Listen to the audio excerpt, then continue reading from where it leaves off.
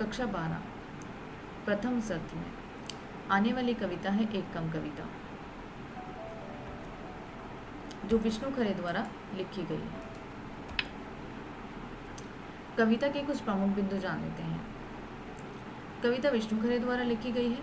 प्रस्तुत कविता में कवि ने स्वतंत्रता प्राप्ति के बाद देश में घटित हुई घटनाओं के विषय में बताए हैं, अर्थात 1947 के बाद देश में जो समस्या थी, देश की जो समस्याएं थी, उसकी तरफ जो है कवि ने इस कविता में बताया है। स्वतंत्रता पश्चात देश ऐसा बिल्कुल नहीं था जैसा स्वतंत्रता पूर्व देश के नेताओं ने सोचा था। देश के नेता जो हैं देश को आज़ाद दिलाने के लिए लगे हुए थे कि हमारा देश किसी भी तरीके से आज़ाद हो जाए, और उसके बाद हमें क्या क्या चीज़ें करनी है ये भी कहीं ना कहीं नेताओं ने जो है सोच रखा था, परंतु हुआ बिल्कुल उससे ही विपरीत। ठीक है, आज़ाद तो हमारा देश हो गया, परंतु जैसा हमने सोचा था वैसा आज़ादी के बाद हो ना सका। यही इस कविता में एक विषय दिखाया गया है। स्वतंत्रता पश्चात देश के ईमानदार, यहाँ पे व्यक्तियों की बात की गई है कि देश के ईमानदार जो व्यक्ति थे, आस्थावान जो व्यक्ति तथा संवेदनशील व्यक्ति थे, जो अपनी संवेदनाओं को जो है आराम से अपने ऊपर जो है कंट्रोल कर सकते थे, अपने भावों को जो है रोक सकते थे। जनता की स्थिति दयनीय हो गई थी। ऐसे जो लोग थे, आस्थावान, ईमानदार और संवेदनशील खुददार लोग, ऐसे लोगों की जो है स्थिति बिल्कुल दयनीय हो चुकी थी। उसके ऊपर जो है लोगों को दया लगी थी। क्यों?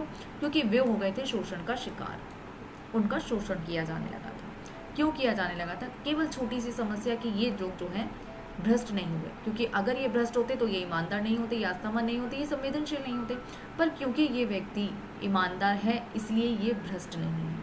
बस यही बात इस कविता में बार बार बताई गई है। आपसी विश्वास प्रायः समाप्त हो चुका था, अर्थात आज़ादी के बाद लोगों के बीच जो विश्वास था, एक दूसरे में भाईचारे का जो भाव था, वो विश्वास वाला भाव, वो भाईचारे वाला भाव जो है बिल्कुल ही समाप्त हो चुका था, और देश अमीरी और गरीबी की भयंकर स्थिति में बदल गया था।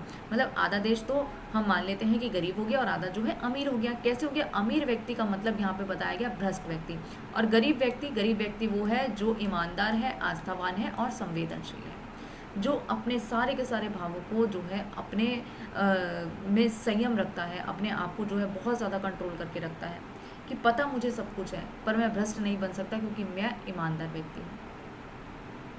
सामूहिक हित की कोई भी नहीं सोचता था, अर्थात देश में सभी लोग ना सबके बारे में नहीं सोचते थे। सबको क्या हो गया था कि मेरे को केवल अपने बारे में सोचना है। सभी स्वार्थी बन गए थे, सभी स्वार्थी बन गए थे। स्वार्थी व्यक्ति होता है जो अपने बारे में सोचता है। स्वार्थी भ्रष्ट व्यक्ति अपने स्वार्थ पूर्ति के लिए भ्रष्ट कार्य में कमी ना ला सके, अर्थात भ्रष्ट व्यक्ति इतना ज़्यादा भ्रष्ट हो चुका था, उसको इतना ज़्यादा वे भ्रष्टाचार फैलाने में लग गया था अपने स्वार्थ की सिद्धि के लिए, सिर्फ केवल अपने फ़ायदे के लिए। उसने क्या किया?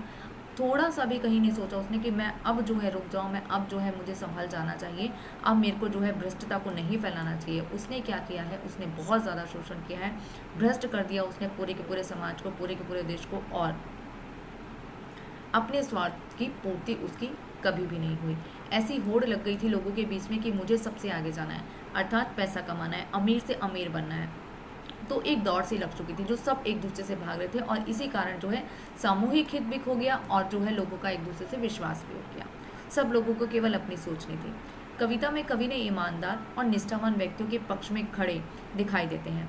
जो हमारे कवि हैं इस कविता के, विष्णु खरे, वे इस कविता में जो है ईमानदार निष्ठावान, आस्थावान, संवेदनशील व्यक्ति जो थे, उन व्यक्तियों की तरफ जो है कवि हमें खड़े दिखते हैं। पर साथ ही ये चीज़ है कि कभी उन लोगों ने लोगों से केवल सहानुभूति ही रख सकते थे। कभी उन लोगों से केवल सहानुभूति ही रख सकते थे। इसका क्या कारण था? क्योंकि वो भी एक जो गरीब व्यक्ति है उससे वो ऊपर थे, और वहाँ पे आपका जो है सभ्य समाज का आप एक हिस्सा बन चुके हैं, और सभ्य समाज के व्यक्ति जो समाज करता है वो वही काम करते हैं।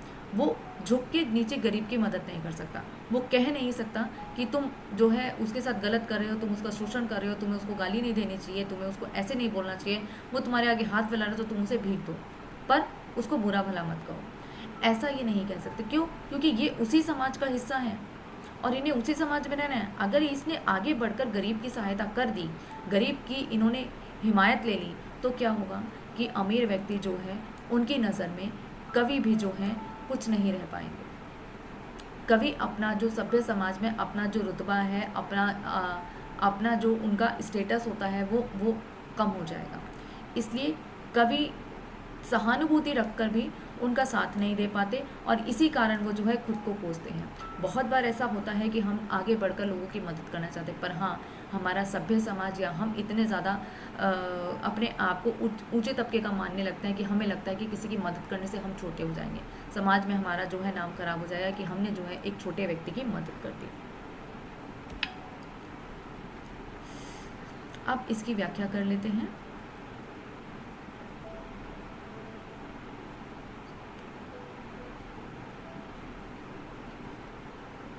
उन्नीस के बाद से, अर्थात 1947 के बाद की बात की गई है, जब देश आज़ाद हो चुका था।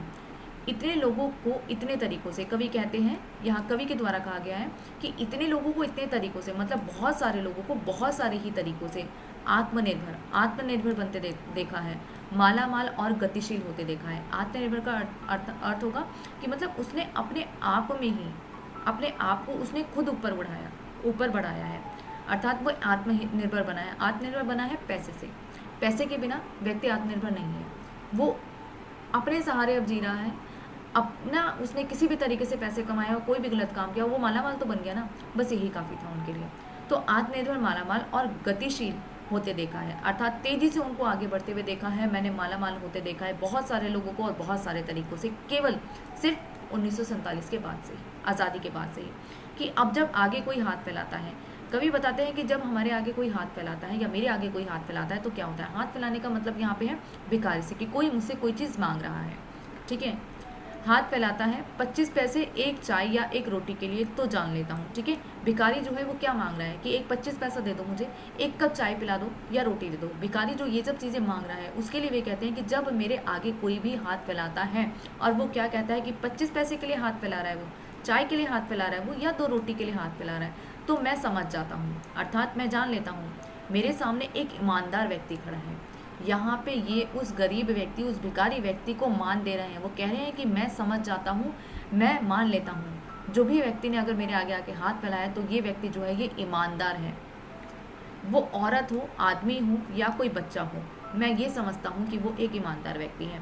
मानता हुआ कि हाँ मैं लाचार हूँ, अर्थात यहाँ पे कवि ने जो कहा है वो कहा है इस व्यक्ति के लिए जो भिखारी भीख मांग रहा है, कि वो व्यक्ति अपने मन में कहता है कि हाँ मैं लाचार हूँ, मैं कंगाल हूँ, मैं कोढ़ी हूँ, मैं बिल्कुल लाचार हूँ, मैं भीख मांगने के अलावा कुछ नहीं कर सकता, मैं कंगाल हूँ, मैं कोढ़ी हूँ, मेरे पास कुछ नहीं है, मेरे पास कुछ भी नहीं है, मैं ज़ीरो हूँ, तभी तो मैं भीख मांग रहा हूँ, तो मैं तो लाचार हूँ भीख मांगने के लिए, मेरे पास कोई और रास्ता ही नहीं है।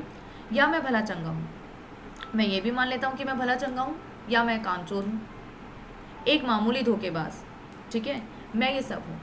एक गरीब व्यक्ति जब कवि के आगे आके हाथ फैलाता है या किसी अमीर व्यक्ति के आगे, कवि जब देखते हैं कि कोई व्यक्ति हाथ फैला रहा है तो वो हाथ फैलाने वाले व्यक्ति को तो वो कहते हैं कि वो तो ईमानदार है। पर जो व्यक्ति भला चंगा हमें दिख रहा है, जो व्यक्ति भिखारी है, वो अपने मन में क्या सोच रहा है कि अमीर व्यक्ति मेरे बारे में ये सोच रहा है कि मैं लाचार हूँ, मैं कंगाल हूँ, मैं कोढ़ी हूँ, मैं भला चंगा हूँ, या मैं कामचोर हूँ, या मैं मामूली एक धोखेबाज हूँ जो धोखा देकर जो है तुमसे भीख ले रहा है।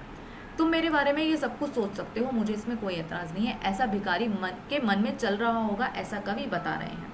लेकिन पूरी तरह तुम्हारे संकोच, लज्जा, परेशानी या गुस्से पर आश्रित, अर्थात यहाँ पे भी ये बात भी जो है भिखारी के मन की ही कही गई है कि भाई तुम जो है क्या कर रहे हो, मैं पूरी तरह से इस संकोच, लज्जा, परेशानी, अर्थात मैं पूरी तरह से ही मान लेता हूँ, मैं इस लज्जा को जो है, इस परेशानी को जो है झेलने को तैयार हूँ, मैं बेशर्म हूँ, तभी तो मैं भीख मांग रहा हूँ कि मैं अच्छा खासा हट्टा गट्टा होने के बावजूद, मैं भला चंगा हूँ, मैं कामचोर हूँ, फिर भी मैं हाथ फैला रहा हूँ। लोगों के दिमाग में होता है, जब भी कोई व्यक्ति आगे हमारे आगे भीख मांगता है और वो व्यक्ति भला चंगा होगा, हमें अच्छा खासा दिख रहा होगा, तो हम सोचेंगे कि भाई ये व्यक्ति जो है अच्छा खासा है, कमा क्यों नहीं लेता, भीख क्यों मांग रहा है। तो यहाँ पे कभी भी यही करते हैं कि भाई यहाँ पे हम उन लोगों को धोखेबाज समझते हैं कि तो हमें धोखा देके जो है भीख ले रहे हैं, ठीक है।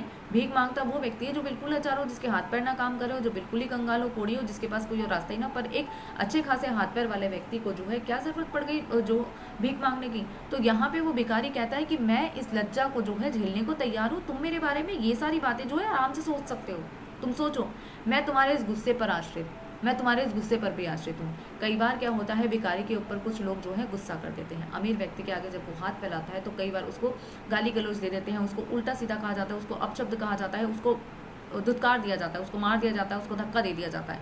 ठीक है, मतलब किसी भी तरीके से उसको अपमानित कर दिया जाता है पूरी तरीके से। तो वो कहता है कि मैं तुम्हारे गुस्से पर आश्रित, ठीक है कोई बात नहीं, मैं हूँ।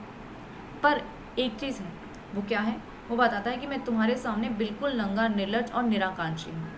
मैं तुम्हारे सामने हूँ, बिल्कुल ऐसा हूँ, बिल्कुल नंगा खड़ा हूँ, मेरे पास कुछ नहीं है खोने के लिए, मैं बिल्कुल एक बेकार व्यक्ति हूँ, मेरे अंदर कोई लाज कोई शर्म नहीं है। ये भिखारी व्यक्ति के मन की बात जो है कवि ने बताई है कि तुम मेरे बारे में ये सोचो, बड़े आराम से सोचो, मुझे इसमें कोई ऐतराज़ नहीं है। मैं निराकांक्षी हूँ, अर्थात मेरी कोई इच्छाएं नहीं है, मेरी कोई इच्छा नहीं है। ठीक है, मैंने अपने को हटा लिया है हर ओर से। यहाँ पे मैंने आपको पहले बताया था कि एक होड़ की बात की गई है कि सबको अमीर बनना है। ठीक है, सबको एक दूसरे से आगे बढ़ना है। तो यहाँ पे जो करीब आदमी है जो हाथ फैला रहा है, वो कह रहा है कि मैंने अपने आप को हटा लिया है हर होड़ से। जो होड़ लगी है ना एक दूसरे से आगे बढ़ने की, अमीर बनने की, उस होड़ से मैंने, उस रास्ते से मैंने खुद को अपने आप हटा लिया। तुम सब चलो भेड़ चाल, मेरे को इस चाल में चलना ही नहीं है। ऐसा एक ईमानदार व्यक्ति एक भिखारी के मन में चल रहा है।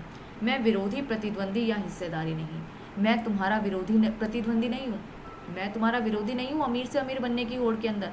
मैं भिखारी ही ठीक हूँ भाई, मुझको अमीर बनने की होड़ नहीं है। मैं तुम्हारा हिस्सेदार नहीं हूँ, मैं तुम्हारी प्रॉपर्टी में से हिस्सा नहीं ले सकता। तुमसे सिर्फ भीख मांग रहा हूँ, जो तुम्हारे लिए शून्य बराबर है, जीरो बराबर है, जो तुम्हारे लिए कोड़ी बराबर है, तुम मुझे वो भीख दो, मैं उसके लायक हूँ, मुझे तुम वो दे दो। मैं तुम्हारा हिस्सेदार नहीं बनना चाहता, ना मैं तुम्हारा हिस्सेदार हूँ, ना मैं तुम्हारा प्रतिद्वंदी हूँ। मैं तुम्हारे उस जिस चीज़ की तुम्हें होड़ लगी है, जिस पैसा को कमाने की तुम्हारे को होड़ लगी है, उस होड़ से मैंने खुद को, अपने आप को बिल्कुल वहाँ से हटा लिया है।